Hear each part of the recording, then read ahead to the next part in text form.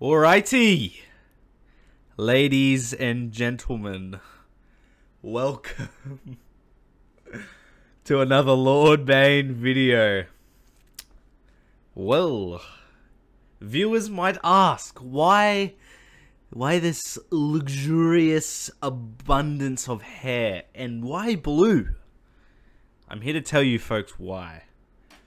Bane, this guy right here, got the chance to fight a Boss Nass Omicron with a Boss Nass level 9 Datacron in Territory Wars today. Now, I did it as soon as I came home from work. And I'm just trying to get my phone up here so I can show you what we're going to be talking about here. Oh, what's it doing now? Oh, maybe not. Maybe if I get the game up and going. Oh no, here, it's back. Sorry guys. So anyway, one of my guildmates said in the Discord, hey, there's a Gungan team. I need some help with the Malgus wall. I need some help trying to figure out what to counter it. And I was like, oh yeah, sure. I was like, oh, I actually might go in and do it. So don't worry about it. I'll go jump in. I want to try something. So, yeah, here we are. And this is why I'm making a video this afternoon. And this is why I'm wearing the blue hair. Because, we were able to do something really cool. I was able to learn a lot of things. And I, hopefully, with the knowledge that I've now learnt from this battle, and hopefully you guys can learn with me, how this battle can improve. Where we went wrong, and why Gungans are going to be really strong for the next 3 months here. Now, I'm going to run the battle first. I do think there is some audio. I did put a Gungan song in the background. Hopefully it's not too loud. But let's just get straight into it. There's a few things I really want to discuss, because after my last Gungan video with Thrawn, we did really well. We learnt a lot of things, and unfortunately, it feels like most of we have to read like another 3 kits to fully understand what's happening here. I know this kind of first couple minutes has just been me talking garbage, but let's get into the battle and let's talk about what is actually happening here. I don't know if I will play the music. Let's just put it on mute. Alright, so oh, before we start, I should tell you the battle scenario here. So, after our Gungan video I did release a few weeks ago, I might put a link in the, I don't know, a card, whatever. But in our video a few weeks ago, we learnt together that Shore Trooper as a 5th is a little bit better than Moff Gideon, just because in the first opening plays, you don't want to take too many turns, because you want Thrawn to fracture Jar Jar really quickly to take him out of the battle usually. And so that's why we went with Shore here. And for a Datacron, I went with the tenacity and potency up on dispels for my level 3. And don't worry about the level 6, didn't matter at all. Also the Gungan Datacron, if we just play the video now, here it is. So this is the Gungan level 6. Now this is so brutal. This is a brutal level 6, guys. So if you have Gungans, I haven't really looked at the Gungan Datacron so much, but this level 6 was huge in how this battle played out. Now, to be honest, I don't even worry about this first paragraph. I don't know what plasma shielding does, and I don't really care anyway. But maybe someone will say in chat, or maybe I'll read it in the kit, whatever. This is going to be a long video, half an hour at least. There's all of this plasma shielding, plasma pulse, blah, blah, blah, plasma residue, all this plasma is going around. And anyway, down the bottom here is really the part I want to talk about, because this is what I saw affect the battle really quite heavily, and it's basically whenever a Gungan ally deals damage to a debuffed enemy, they also deal 5% max health damage, and it cannot defeat enemies. But that's irrelevant at the moment. But this was insane. Like, I don't know if you guys realize, but Boss Nass especially is actually brutal in this with this Datacron. He's huge, a huge part of the Gungan team. So his his third ability or second special, when he you know, jiggles his mouth around like maybe I'll put a video. Anyway, when he does that, he dispels buffs. Oh, he dispels buffs, and then he applies a heap of debuffs. And in his kit, the unique there, he let me just pull it up. I've got the game here. Let me pull it up.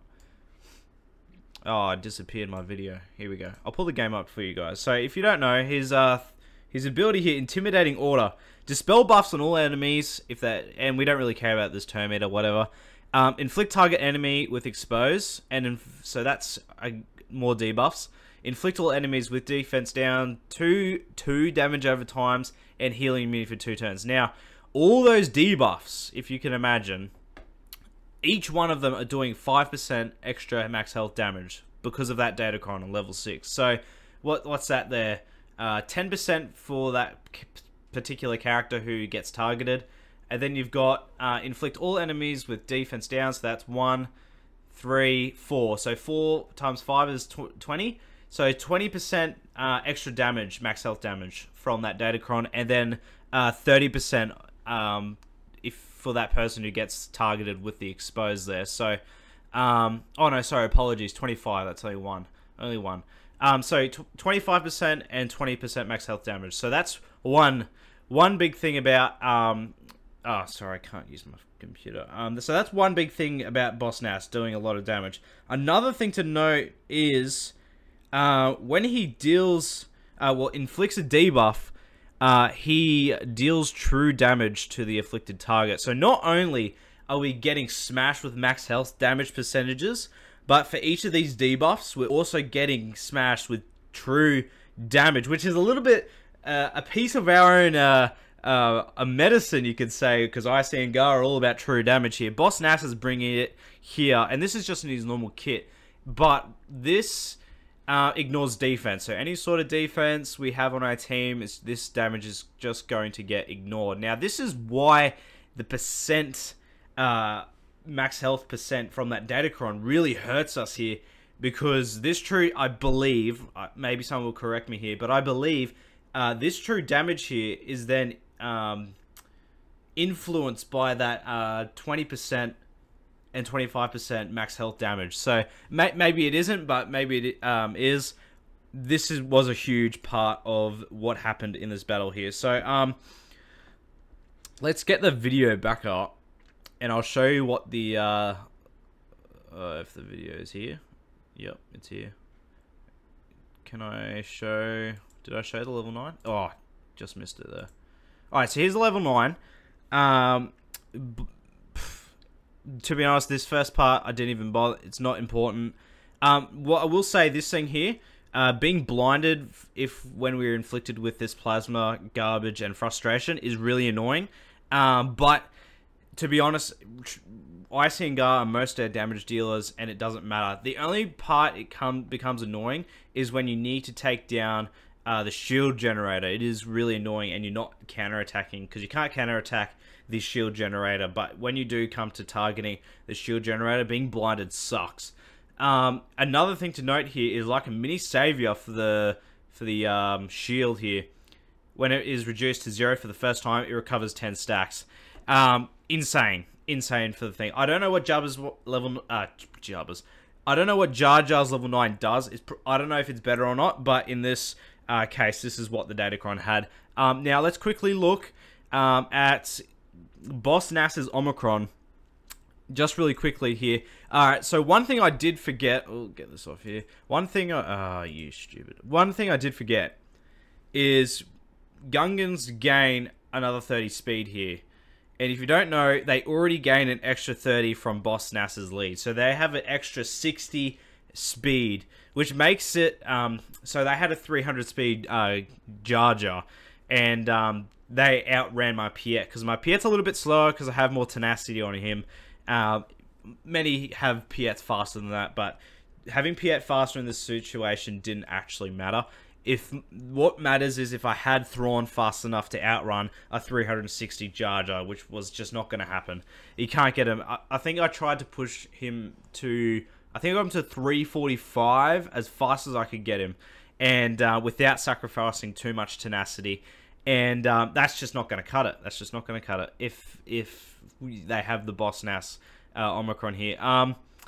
This protection recovery is huge. Huge. Very, very annoying to deal with. And one thing to note here, this clause here, when a Gungan ally is dazed. Now, we only really care about the daze because we don't really stun in this team. But the daze. So, Piet's AoE, basically never do it. Just don't do it. It's going to cause you more harm than any good. So, and especially with, I don't think it really matters in Territory Wars, but Jar Jar's OMIs in Grand Arena, if you inflict daze, it's just bad news for you. So, I stayed completely away from using the AoE with Piet here, just to ignore all of this garbage. We don't want to have to deal with that. But let's keep going with the... come on, load up, you stupid thing. Yeah, alright.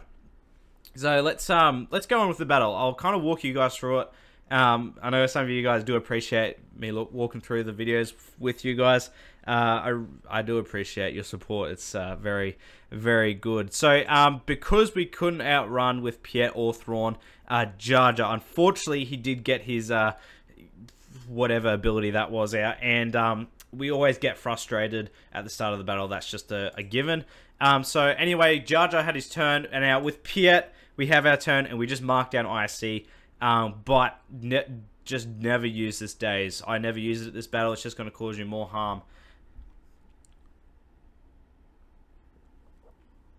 Now, a little bit annoying here, I will just say, Icy got a turn before Thrawn did. Now, that will actually hurt us, because I chose to cleanse. Now, if I just done a basic, I think this would have been a lot smoother. But because we cleansed there, we got this well, I guess the tenacity down doesn't really matter, but you'll see we get frustrated, I think, again. But anyway, one thing to note as well, I didn't really pick up, but the Phalanx, the tank, actually inflicts an AoE tenacity down, which is hugely bad for us. Now, I don't know what happened here, but you guys can you see this? We should have killed this Gungan. Like, do you see that? What's happening? I'm going to replay that just for a second there. But when I was in this battle, and we counterattacked just with ISC against this tank, I was really confused why that Gungan wasn't dying. Like, he was just stuck. Is it a bug?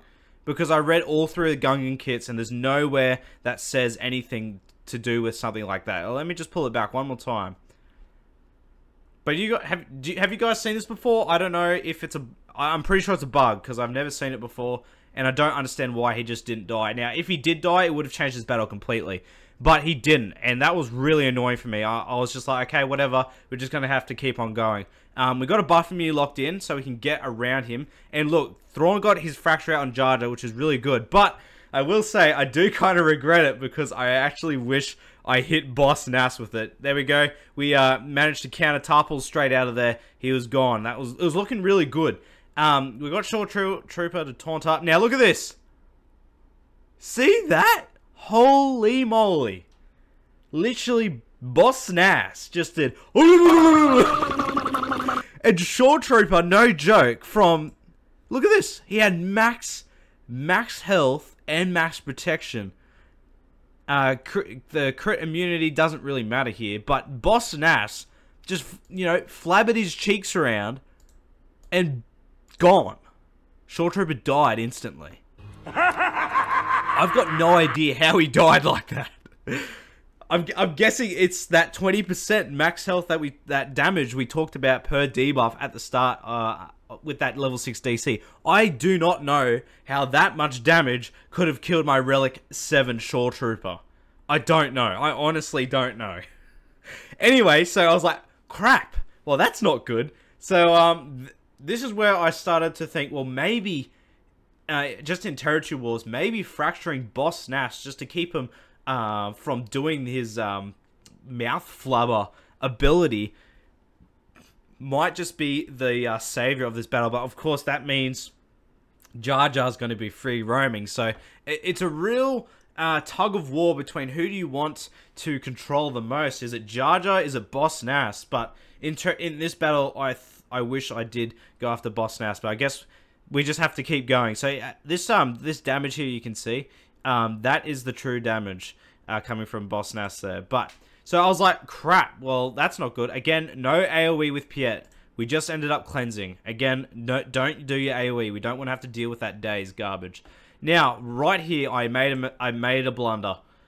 I should have, while I had the chance of having IC Gar and Piet, I should have went for that generator. I was greedy, and I was like, I know I can kill these Gungans without having to kill the generator. I was greedy. It was a big ego thing, honestly. I just wanted to prove that Gungans aren't, you know, all that with Thrawn and whatever. I ate my foot, I guess, and that kind of thing. But what I should have done, being sensible, I should have just gone for the generator, and that would have blitzed it through its first life, and maybe its second. I don't know. Maybe we would have had enough hits to get it 20 stacks, because if you remember from Boss Nass's level 9, once that generator hits 0, it resets to 10.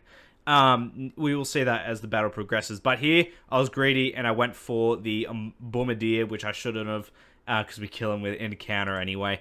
But if I did that on the generator, it probably would have been dead, which was one of my mistakes. So, and just look at that. Did you see that? I haven't seen so much damage come from the Gungans against Thrawn. Like, they do a lot. I know they do a lot of damage, but honestly, guys, that max health damage from that level 6 is huge, because they apply pretty much debuffs on every ability. And look at that, Thrawn was dead. He was gone. Oh, you know what? I didn't even think about this. But Gungans do ignore protection, don't they? I can't remember what ability that is, but I think that's through Jar Jar, isn't it? Maybe we should look that up really quick. I believe that's through. Oh, I can't do it. I believe it's through Jar Jar's kit. Let me see. Bear with me, guys. Sorry, I'm learning with you guys when I'm talking about it. No.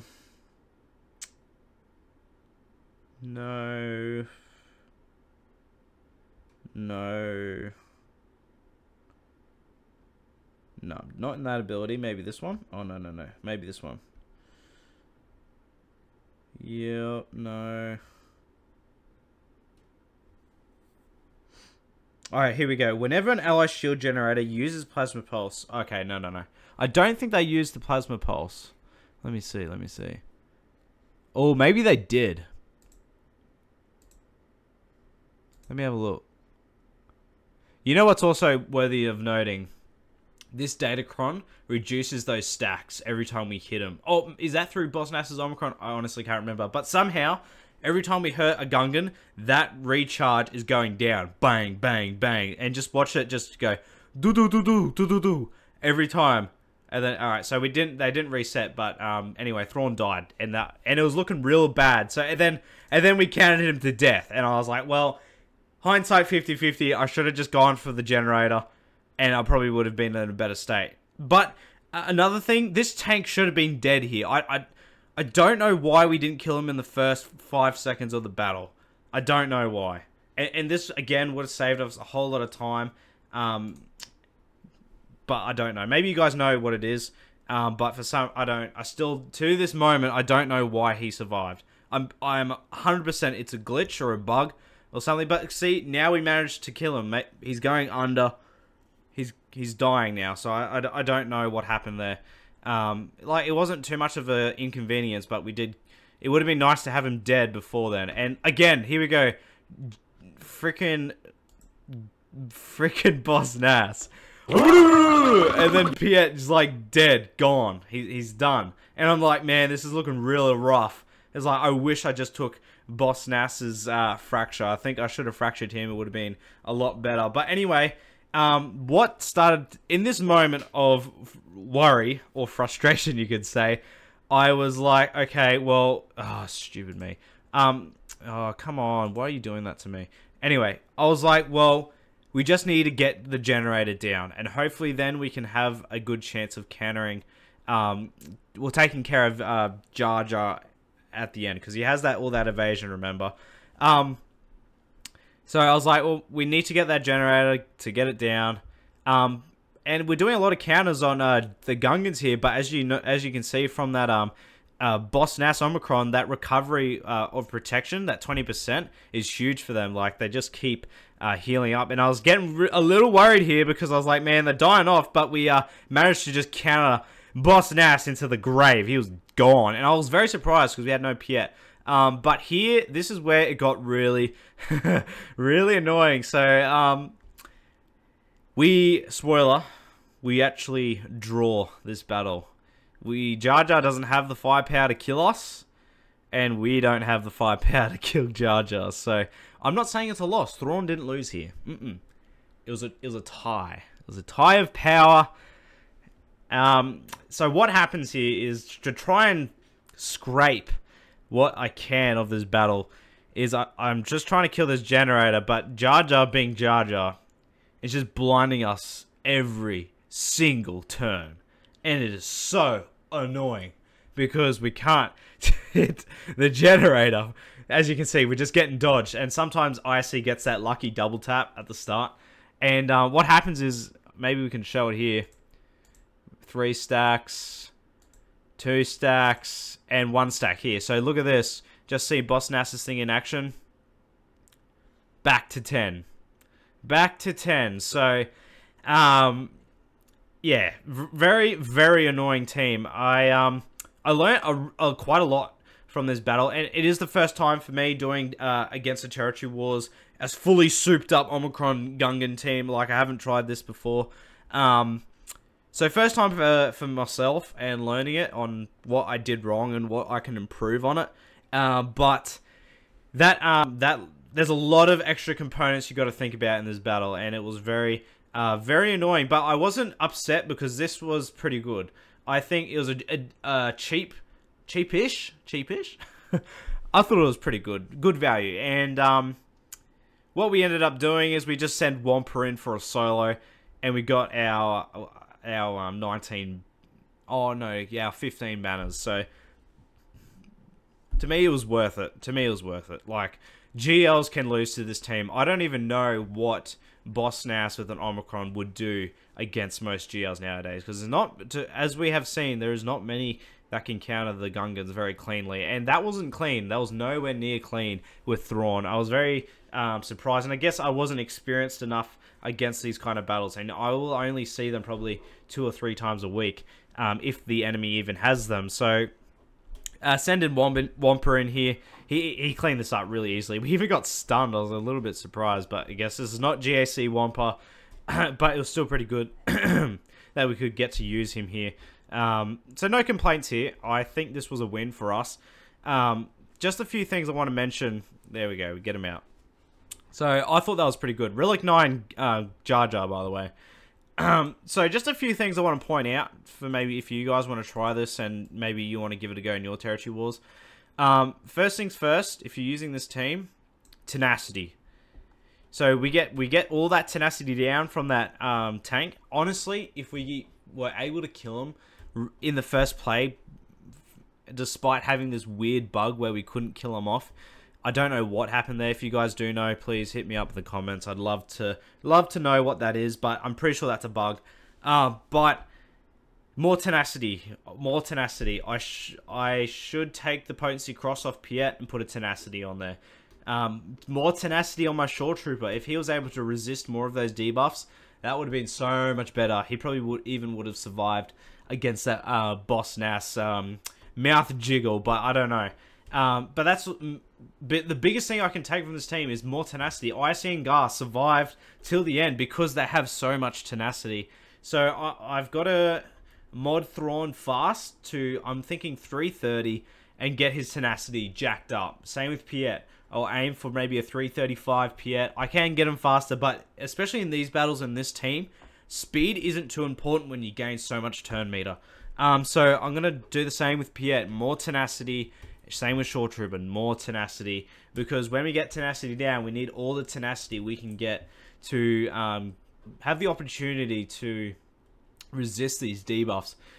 Just the one thing you guys might point out is we get tenacity down before Boss Nass does his mouth gurgle, jiggle, whatever. Now, that is correct, but we have the Thrawn maneuverability. So we all get a turn before Boss Nass gets his next turn. So we fractured Jar Jar here, but we would have had the opportunity to dispel all of this tenacity down with Thrawn's ability. Boss Nass would then dispel all the tenacity up we gained from the level 3 Datacron, and then apply his debuffs. But the baked-in tenacity we have with our mods should hopefully minimize the amount of debuffs he can apply. Now, if that was the case, if I was able to have the knowledge of that before I went into battle, this battle could have been a lot better. Piet and Shore Trooper and Thrawn maybe would have survived a lot more. Another thing just to note as well, guys, sorry, there's a lot of things to talk about in this video. Piet's AoE.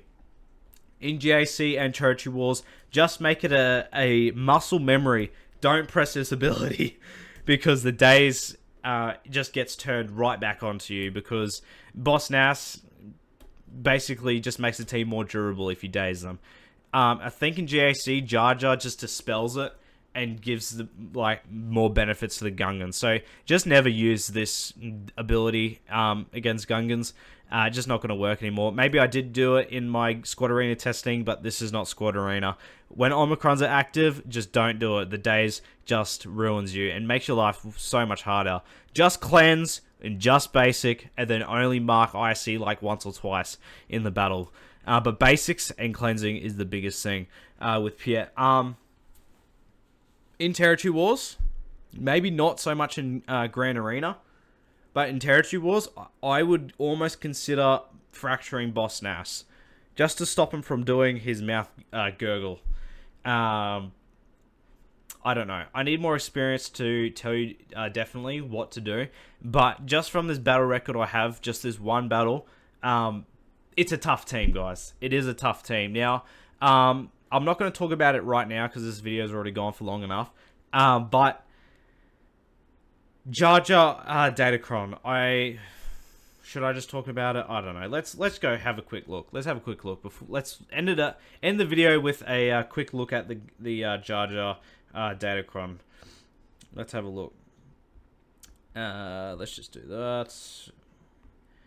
And let me just see if I can see maybe how this battle will change, or even maybe possibly get harder. Where is it? Here it is. Second one. Alright, so this turn meter game at the start, not a big deal if he's fractured. Not a big deal at all. Whenever a Gungan ally assists Jar Jar Binks, which will never happen because Jar Jar's going to be fractured. So shock's not going to matter. Alright, so otherwise apply a stack of frustration. I don't know what this means here. Whenever a Gungan ally assists Jar Jar Binks, they shock the target enemy for one turn if they are inflicted with plasma residue. Oh, okay. If they are not inflicted with plasma residue, apply frustration. Alright, so again, this sentence won't matter because Lady Gaga, woo! Jar Jar won't be assisting or playing any abilities because he's going to be on lockdown. At the start of each other Gungan's turn, inflict accuracy down and evasion down on the healthiest enemy. Now, that is actually probably just going to be good for us because we gain more turn meter. The only thing that will be kind of annoying is the level 6 paired with that max health damage. The more debuffs they spam them off, the more max health damage they're going to do. Granted, most of the Thrawn team is protection based. This will benefit us more than it will them. More turn meter is always welcome. If Gungan allies...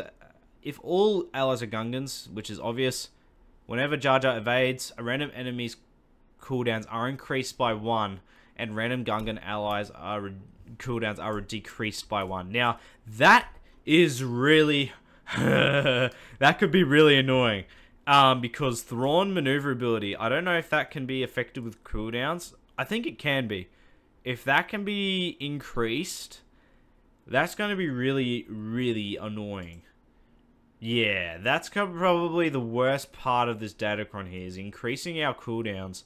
Now, the way I guess you can minimize this is when we fracture Jar Jar, just don't try and hit him.